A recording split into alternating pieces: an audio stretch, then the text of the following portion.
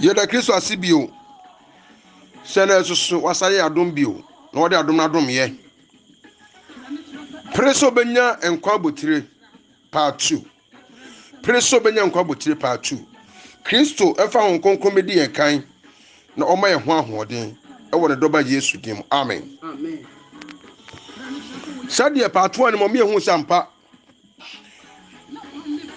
Yesu kan me ati ase se efiri osuboni ho ne bre so ba no oso hin ye fa na ni bre so na wo momani abrefa na hoden so no na fe Paul be chirechirem se ntia wo pre so benya enkwa botire no na no wo chire se obi biara wo simnika kan no wo so ne ho enti yanhwe kwan fa so ye so ye ho ti se Paul so ne ho ma wonya enkwa botire no a e ma wure mfi se abra Paul wonya nwuye no kra no na wodi ka prepare enkwa botire na to so wo kenkan 2 Timothy no a chapter 4 no ba wo miati ase o se hwe wanya ni hwema ya hwesa okopa no mako emnika no ma wietu di aka do ma me ne enkwa botire no ya wotemuafo otumfo no de be ma me no so nya me nko ti Paul enya enwu ya kura no no wo se wako okopa no amenku no botire ne nsaka me no mi enu susu God so good. And net day you don't bread in my and net day a young quadjet that the my. I don't say the best I have you, and now don't say a better see our bonny near Wobanimu. Some me no me and Wobanimu dear, or Wachi. I've been such a beer and home my head. That's what Bible say. What Krama what tears here, the one for sourcing that time will Wachi. I've been such any one. Till that day in a new mean will be here, you know. And son, are you too late?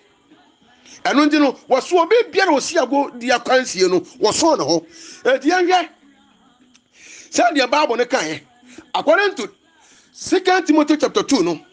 verse number 19. Young said the sister saw a home, what brag a decrease or chi, near boy, yes, you know. Young the Bible, Hello, I just mean no, do come at Timothy. It's in me, no, the interest why I don't chrono. Ati first when Yango pastor for no him da. Dabi da. Na me asafo no him da. Na so de ne him. Are ne ye no mo nsan so ya boro nsan. Ye him. Akwan no nye. Boni na doso ye so. Enne kra de ya tra boni se mumu yo na ni pe yo. Eti se no boni na fro ya tra ye ti. Kuruwa na ye mabuso. Na ti di way epe enkwa botire. Everybody who am about that. I go on the idea. The entire Bible kind. Oh, plus so don't chrono. That's a million boy. Yes, the entire catch. Now so. Ha. What's in answer? Never point us what Timo painting. When you go on in a swan, a Timo painting a crown son. No. I wasn't in one hand. What it? I saw them when you go baby noa. Yet, change a cow or honomo. Yes, ye penny or honomo. Ye dia hemfre ho no mo no wo se enipa dodo akwose asonda ne ma no awurade nim won no oye ne dia ane ma obiara obara di ne ntwi ne wo bi biara wo se wo peda nkwa no wo bi biara wo pe Yesu Kristo ntan ko no wo se ane ma wo biara wo bọ awurade Yesu Kristo di no won twi ne ho fi aniema entri ho ade biara entri biara no se wo ye Kristo na de kan ho a odofo like as one saw, they said the prayer, a son, a hono. No shed home, our ensanum, alcohol, a massem, a nadidium, nenumono, was shed hoso, said the bayan and the butter and bebem. Yet you walk and crawl for a seer. I can't see a baby one more. One share woman per union, that's what the quality would be a pa. Now, so one shall not cry, you know. I'm a 90 man could do baby as a could do. Niema bi atwena san sana me no so ye pe heavy akono si ya nhwe ya kwan ye na niema bi a ya de ye ho frɛfrɛ mu no si ye de nka ye nka wiase ho na so de ho frɛfrɛ wiase ni mu a odofo ya nso ye ho nkwaje no ya nsa nka ekuno bote ye nsa nka eno no si wo bi ro bo radidi no won twi ne ho fi niema enten ho na ka adai na wo ba wo ti asɔre dem awuma mu miensa enan na bo si ye nya me ho ade wo do so ti asɔre dem chia tight and to so do Wonyi collection ahodo odafo me ka matro me nua brantie say what is our so them one more enye collection na wo yie no de be mu anya nkwaje say Bible me tete say wo de boye nya for de bompo no ayachiwade onyame anim Awurade Yesu be wu se wo kra be nya nkwaje ti say what is on them na ya nya wo ho ade wo wo mu mienu miensa woni de wo bodwa mu nyina ye pe na Bible say nyoma mofo na ware selfo onyame be bu o mu atan na kese wan so wo etie ntie 1 Thessalonians chapter 5 no verse number 19 to 22 no yentie ane de nema bebre na edum honhom no kosoma me Paulo medical je kuma Thessalonica fo etinum yes na ntuaso edu so no ebesi edu aduonu mienu no edun kron besi aduonu mienu na ntuaso edun kron besi aduonu mienu yeah eti fias na futu ahodo that's it te futu ahodo o de be ma yensa kada nkwa no de be twe afri boni mu atwe afri bonsam yam and now share the kind of dress here a mad dress here na ya se film na so asofo hwe edi na fefedie ebebre betwe ma sa akire ya na me ya ta ko to quotation we Luke chapter 17 verse 32 was yan kai Lot oyire remember the Lord's wife na ye kan say ye kan ya no kwa Lot oyire ewiase ne mentama na nko heaven enso ne aduaba akwakwa na sidi we no entoguma te ase na wotonko ya so gadu kwa so wotonko o wase adinofo yam ya ni na ho kwaso me rade kwa ne senti ene ye kum honhom no kwaso ne ntuaso edun kron no munum honhom wase mo ye num honhom no dofo se ye penkun ma botire no mo ye num honhom no mo ye mfo ya bra bon tinyame asem so atua enani bebebre tinyame asem so atua a mad your life was adia nyankopon boss enye no ena de do tie ka tire nwonfo se ade na onwene me se ti no ba to nani so tete so ana wa hye ne mo wre grangran ana ne timi he style waye hwe the kind of dressing wo da kwotna sorry them wo ban hye trouser o wo ban hye trouser stretch dress nan just a yini party ni nyina e botaya bay ene tachi ya de hye sa dress no wo ka Bible say wo ban fa ni ewu ade ensiesie no eti said wo siesie ho no wo ni wu ade eti kunma botire no ho adwuma na wo ye ne sa no wo bedi agro ko a ye mo ni kunma botire o Everybody who momoda. It was some my num home no. Cause Monti adisema na mama ye nti adisema tuene ye fa konese so eti nyame nkonkora tua. Se de nyame aka kire no se ma ye nyo no eno a na ye se ye beyo. Ye premier koma se eno a na ye beyo. Ene na Bible no me ate ase se enya solid dem a ye tie ne kese ba me enya da nkwa. Wa frɛ bebre kakra bi no pa won. Ti mama kai wo kai Luke chapter 13 verse 22 ni kwa. Wasi brebi na Awurade Yesu Kristo enam nkurase ale kiakire. Ana brante bi sia no se Awurade. Heaven no a wo si enkrofo mra amesi nkomu no. Wo ma bekomu no dɔso ana. Yesu sie. Mon presse mo be hyen. Wo ponte atia ni mu. Mon presse mo kɔ heaven ho. Na nipa bebre be hwe so bekomu na so wontumi. Wontumi o. He said the kind of dressing, the kind of life that ebeyi na free ho no mo. Everybody me enti ase da. Endo se mo nti ho konkura tua. Koso. Munso ade nyina. Na yen so ade nyina hwe. Na munso de yen. Na yen so de yen mu den. Timi nua ba. Edie be na wo so mu den wo nyame mu. Na beboa ma wo saka kunma botire ro. Na dia so be twe wa se ti a eno nti sa bre wo giamu. Rade wo yamabo. Toda wo makọ Europe yi enema bu na se wo de kan ho wontimi nkọ mfru play nko yes a small girl sa na have one so no ye wo niam bebre wo ho no mu a oba bema abrantie papa maame wo de kan ho a small girl wontimi fa nkọ amana ye yi se wo yi wo ho nyina na fie hu se edam ene kekan biara nya de be eni ho me ka so yi ho nya se nikadi o na me ka se na mom se de be na small girl bia efin biara eni wo ho and yanso ni menya hwe ne yanso de mu de koso na mo yi mu ho free body what na yenyi ye ho free body su nyina mu ebi ni sei hwe ene Christopher na she condom a Christopher na ye family planning just all kinds of life wa Christo Yesu mpe ele ni pe ye fi say aban no recommend me boa asi eti yesu anu masemu enya ban no aban ni heaven ode yeko Kristo ne kwan ne kra ne nkwan wo bie ne nkwa jare nche Kristo nam Yesu so eto si yenye won fi boni su nyina mo ene wan kase na ni boni su o na muo eti e ba okotofo no ane luminati fo no dia ne yenka lofo ni yateti asori dem ane ye kwa ne ye ba wala ko ahwe bibi wo 1 Corinthians chapter 10 mama ni enhwe ti se Bible ka se many Jacob but few are choosing hwe ye janom Nyankopon hwe da yi wo mu free Egypt asase so wo ye nsenteni ahodo edu wo do mu nyina hye mununkum na se wo bo mu nyina su awo epu kokko ne mu atu Moses so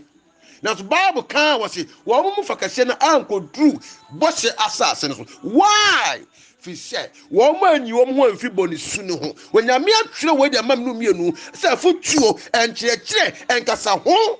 ye ne wiase wie brato ne so kwa nkodo boni kenka ma ye ne hu so twere konku ne mu Paulo medical je ko ma Korintofo etidu ne ntwaso ba akona aba no a ebesi du mienu no ba ho nya ha ebesi du mienu no ti fi asem Nyankopon adom a de dum Israel enne nyame so aye wadom koso e adona me mpesem di sie mo wo si koso bi o say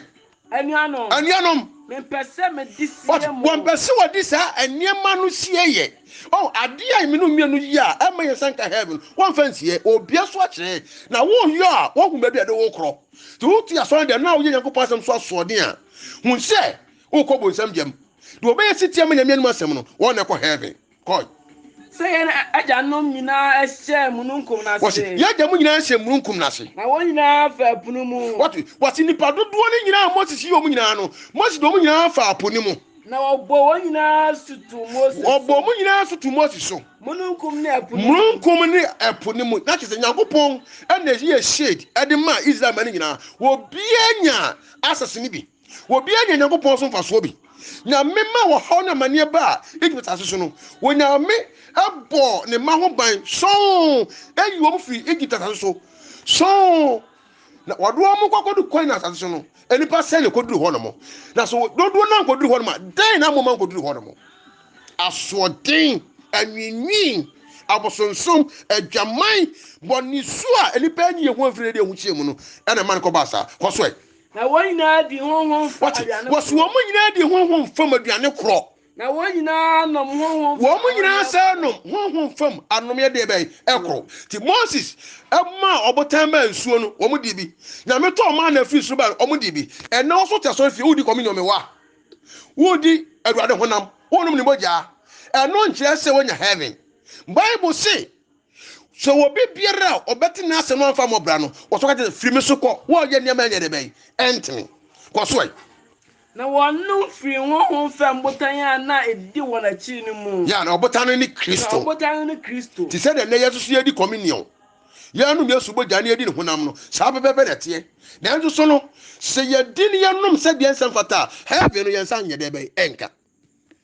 koso ti fi asem Israel so ade ho aso twen eti wo se Israel fo no obo wo mu nyina stu Moses so no mu nyina fa apokoko mu hwe senche ne nyame yi oye papu no mfa mu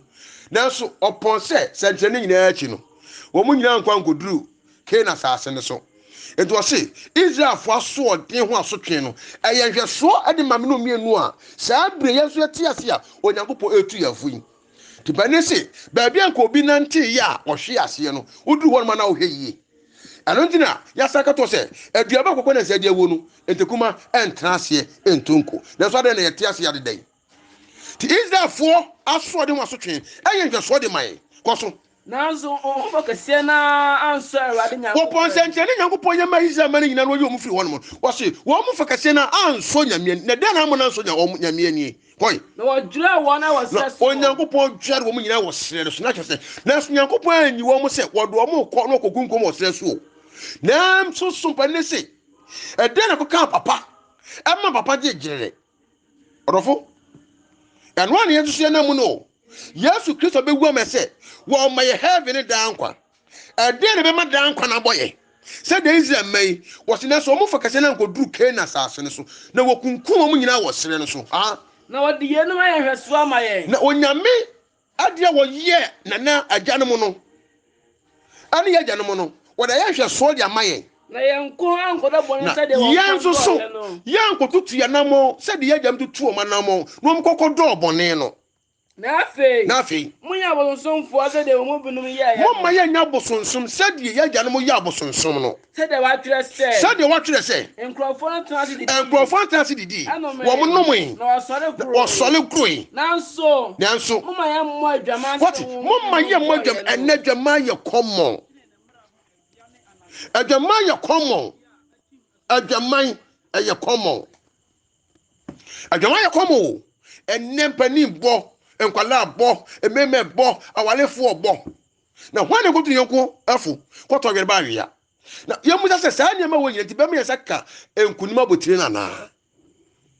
eti adwamamontin enipa 24000 no mu nyina ede ben awu ti nanipa hesumase ene ye ne man semfata kwaso enso mo ma mo adwaman mo ma mo adwaman se de o binum aboye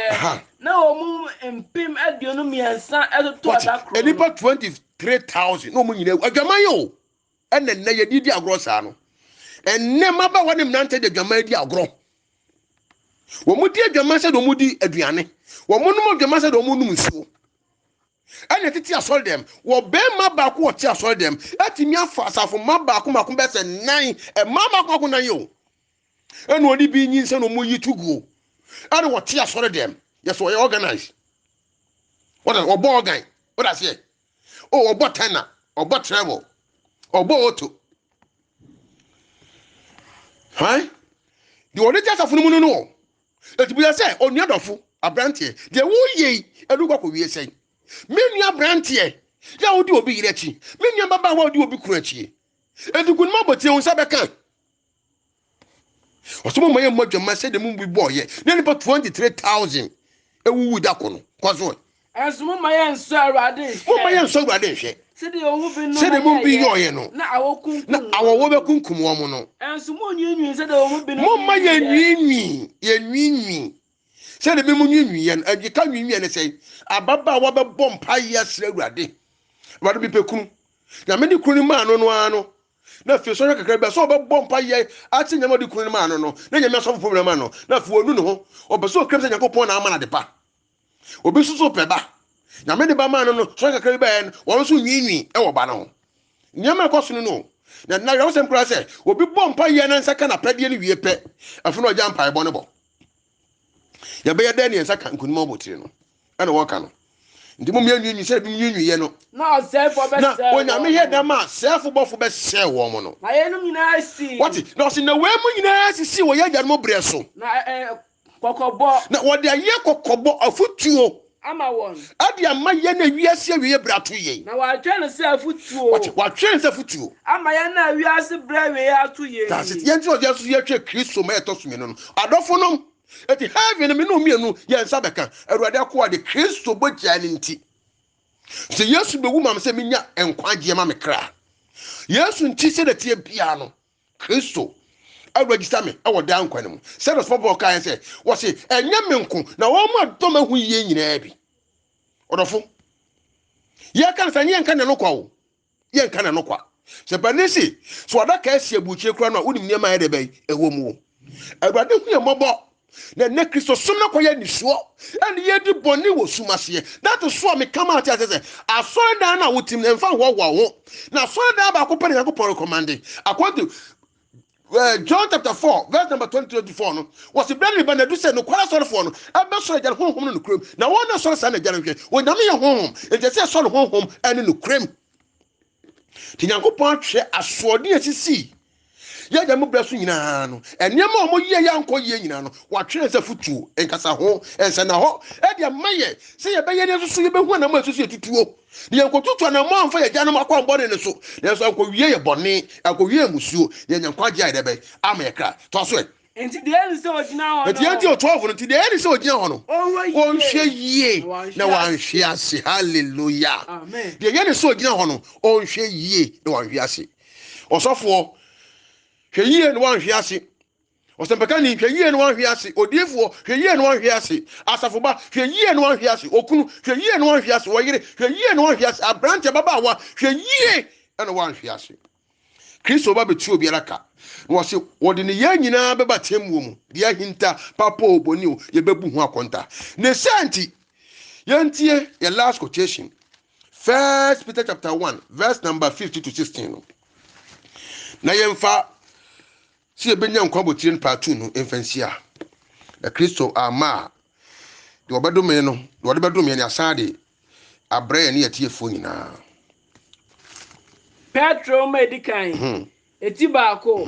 ne ntwaso edunum ane edunsia no eti fiase ma ho siesie yes ahosohwe ositie ane ahotie wati so ti kan sem no ahosohwe ositie ene dey ose ahosiesie ahosohwe ositie ni ahotie ane ahotie saa nyema we ena dofo no se menu mienu nantimu a yensa beka enkunim abotre no amen yentie nemo said the Christ of Frey and Concron. Monso, one me no me and so ya Christ of Metos me no. When I conclude, concro abraboni namo. No, I just said, what should I say? When you concro, Yanya concron. If he said, me, Christo no, me a concron. Amen. Na make no. Say Christo your concron, no before concron for Kodia. That is Christo before the Mako. Na Bible say the Kristo to so awo no onya bone se Nyankopon aba na ye de bay atini mu no ontumi nya bone ese me no me say ye Kristo fo na tia so ne dem na bone asi ye sadurade ye di bone akese akese a odofo na ekire se me no me enu ye nya Kristo ma